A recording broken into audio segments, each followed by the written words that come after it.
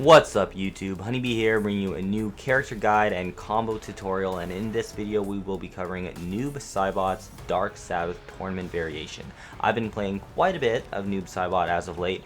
For those of you that haven't already seen, I've been posting a lot of content on him on my YouTube channel, and also I've been streaming with him quite a bit on Twitch. I've really been enjoying this character, so I thought I'd make a little bit of a guide for you guys if you want to look into playing Noob Saibot yourself. So, with that said, let's get into some of his key moves. Now, if we're going to be looking at some of his, his basic attacks, one thing that you should note is he doesn't have any mids that combo from range. So he has this back two, and his back two covers quite a bit of space, but as you can see, it just knocks the opponent back, and it's not special cancelable. So it's just an attack on its own. 12 frame mid, -5 on block, so it's safe on block, it's quite fast, and it has pretty good range on it, so you can kind of use this to try to control some space. It's a pretty strong mid. Another thing that he has is his back one, which is also a mid. It's a 9 frame mid that's -5 on block. The full string is back 1+3, which is -17 on block, but it's very hard to punish because it has a lot of pushback. So as you can see, if I do the string like that, we are pretty far away from each other. Very few characters actually have an ability to actually punish this, so it's a very, very strong tool, even though it doesn't go that far. As you can see, it can't really hit her from there. But if I do something along the lines of hitting someone with a poke like that and then following up, it can be pretty strong. Now, if you hit someone with this move, you can actually extend it for a full combo and get some really good damage. Another move that Noob Saibot has is his forward 2. Now, his forward 2 is a 9 frame high attack, so it's really fast, but it's a high. So if the opponent is ducking like this, you'll see that it just completely whiffs on them. If you follow up the string with the 4-2-2, the 4-2-2, second part of it is a mid. It's -6 on block, meaning it's safe. And if you follow up further with the 4-2-2-1 string, that's -3 on block. So if I set the opponent to block, you'll see that this is completely safe on block. What's interesting is the final part of this string, it says -26 on block, but it actually doesn't even come out on block if the opponent is blocking. As you can see, I put the full input for the string, but nothing came out. So that's actually very good for Noob Saibot, because you can actually just dial in the string, and whether or not the opponent is blocking, it doesn't really matter, because the string just doesn't come out if an opponent's blocking. It has to actually hit the opponent for it to come out, and if it does, it'll look like this. Some other moves that Noob Saibot has that's pretty useful. His down 1, 7 frames. It doesn't have very good range on it though, as you can see. If he's here, it won't even hit.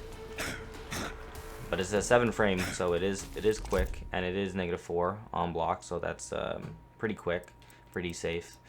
His down 3 is a 9 frame low.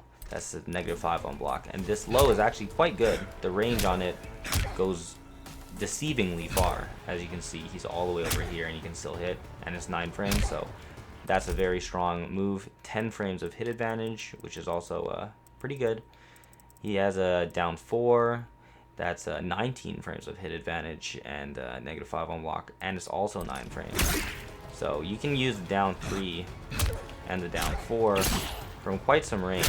The big difference between using the down 3 and the down 4 is that the down 3 will keep the opponent right next to you, so then you could potentially follow up with like back 1 or something, whereas if you do hit them with a down 4 from range, they stagger back. And if they're staggering back, you're definitely not going to be able to hit them with this, so be cautious when you do that. Maybe if you're close, you could go with the back 2 after, but if you're within range, it might be smarter to go for the down 3, just so that you can keep the opponent close to you and continue pressure. Also, his back 3 is also a really good move. It's a -16 on block, so it's pretty punishable, but from range, like you can use it quite far away, and a lot of opponents won't be able to actually touch you from that space. So you can use it all the way back there. As you can see, it's pretty far reaching all the way from here. It's a really good range to normal attack, and you can actually cancel this into something like your clone, or not clone, shadow. You can cancel that into shadow creature, and that can be pretty good to just try to keep your opponent away. So those are some of his strong basic attacks. As far as his strings go, he has a couple good ones. For example, 2-1-2 is completely safe on block, very easy to hit confirm into a full combo. You can amplify that to extend. 4-2-2-1, as I said before, is a strong combo string. You can hit confirm this into this shadow creature to get a little bit of a combo. Unfortunately, it won't combo into the teleport, so that's too bad. Although it will combo into the teleport if you just do the forward 2 straight into it. You can also do 1-1-3, and 1-1-3 is a really good string because you can use that to combo into your teleport, and then you can amplify to continue your combo and get more damage. Now for special moves, we have a Spirit Ball. Quick attack is a very strong projectile in my opinion. It's very quick, 9% damage. I think that's a little bit higher than some other characters. I think some other characters get maybe 7%. I'm not 100% sure what the standard projectile damage is. For example, Devora's is 6%, but I think that's a little bit lower than normal. I think most characters get around 7% for a projectile, so 9% is quite high, and it's a very strong, very fast projectile, so that's really good when you can couple it with his other special move, the Shadow Tackle, which is a mid, and then it sends a shadow creature to hit the opponent. If you look at the full thing, it actually hits him twice again when he's on the ground. So he does quite a bit of damage if you hit someone with that. So what's interesting about this Shadow Tackle is that it'll actually go away if he gets hit in the startup animation of it. And so, for example, we're gonna set Devora to throw one of these bugs. Now, if I start up this Shadow Tackle, you'll see that it just goes away if I get hit. So you have to be kind of smart with it.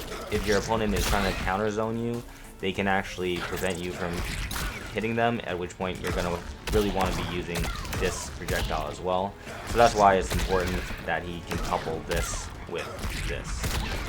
It's going to be good in the zoning war to use both. He does also have a teleport that he can use to stop zoning, which is his down-up move. This can be really good, and you can also get really good damage off of his teleport. For example, if you do something like this,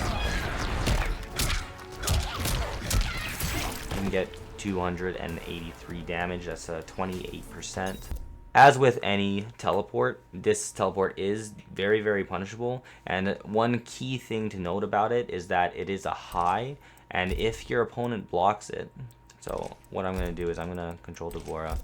I'm going to set the opponent to teleport. If you block this, you can actually block it and then Crushing Blow them with a down 2 after. So that's going to be your optimal punish if you're fighting a Noob Saibot player that likes to teleport a lot. Always go for that Crushing Blow or any other Crushing Blow that you might have. It's very easy to pull them off. Any kind of Crushing Blow that's off of a counter hit of some sort. Generally, like, down 2s do lead into big damage, and it is a universal thing. So if you're fighting a Noob Saibot that likes to teleport a lot and you block that, Crushing Blow them with a down 2 and you can get very big damage. So you can make them not kind of want to throw it out so much. Some other, he has 2 other special moves, which is his air Sickleport. You can amplify this to start a combo like that, and you could just choose to not amplify it at all. He also has a Rising Shadow Kick, which is like that. It can be useful anti-air, for example. If I set Devora to jump, you can see that you can get her right out of the air. Another good he also, his down 2 is also very solid anti-air, as I should mention. It's really good. Also, his forward 3 is a really good anti-air. You can actually get some really good damage off of that.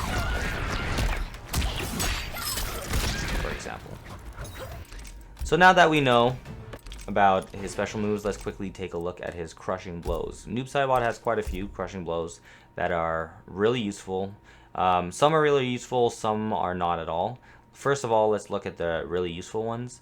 I would say his down 2 Crushing Blow, as with any character, is a very useful Crushing Blow. It works the same as any other character. You have to trigger if you attack counters or punishes a high attack. So Devora just kicking over here. As you can see, you'll get a Crushing Blow, and you can get a big damage combo. We'll look into actual combos later on in the video.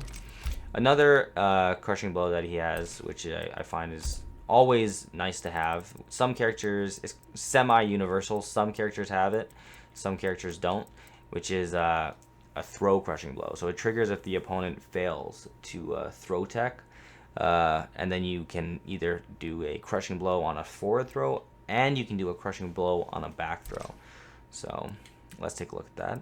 So I'm going to fail to tech the throw. As you can see, it said escape failed. Now the second time I'm going to be thrown, it's going to Crushing Blow for 31%. So big damage, and he can do it both ways. He can do it forwards or backwards. Now he has some other Crushing Blows which can also be pretty useful. This move for the Brotherhood is back 1, 1 plus 3, 2. If you do a combo, if you triggers if this combo attack is a counter or a punish. So I'm going to set Devora to kick again, and you'll see that you can Crushing Blow her if you make her whiff. You punish something for 31% off of that move. Interesting thing is that you can actually get bigger damage if you just extend the combo, for example. Like you could get more than that Crushing Blow damage, but that is meterless, so you might want to cash out whenever you have the opportunity to do so. Another Crushing Blow that he has is actually something that might not be that useful down the line, but it could be okay now, which is this Crushing Blow. This Crushing Blow is his back 3, 1 plus 3. Triggers if opponent was stand blocking. Now the reason this might not be that useful down the line is simply because there's no real reason for the opponent to stand block against Noob Saibot, because Noob Saibot only has lows and mids and highs. So you only really need to stand block if you're scared of an overhead attack, and Noob Saibot doesn't really have any. So down the line, players probably won't be triggering this Crushing Blow because there's no real reason for the opponent to stand block, but sometimes you can catch them stand blocking. Whether or not you're going to hit them with this, you kind of just have to hope that they're stand blocking, and then you can take advantage and go into a full combo if you trigger that Crushing Blow.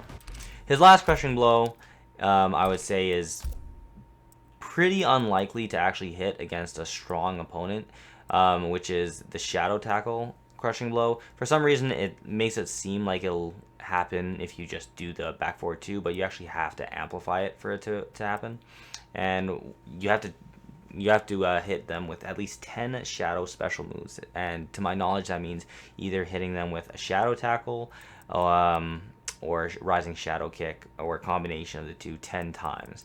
Now the reason you won't really see this happen too much is because most strong players won't be just getting hit by this repeatedly. Usually they would get hit by it at the end of the combo, and at the end of the combo you're already going to be taking quite a bit of damage. As you see, one combo is 35%. If I do that same combo again and then again, I could take a life bar and only use 3 of these because they're only being used once in a combo. So the likelihood of actually hitting someone with this 10 times and then amplifying it to get the Crushing Blow, I don't feel is pretty likely. I've been playing Noob Saibot for quite a bit of time, maybe 8 hours or so, and I don't think I've actually hit this Crushing Blow at all, except one time when I was really trying for it, but then at that point, like, you're really just playing a super lame game, and it's not the smartest decision. But let's take a look at what the Crushing Blow looks like.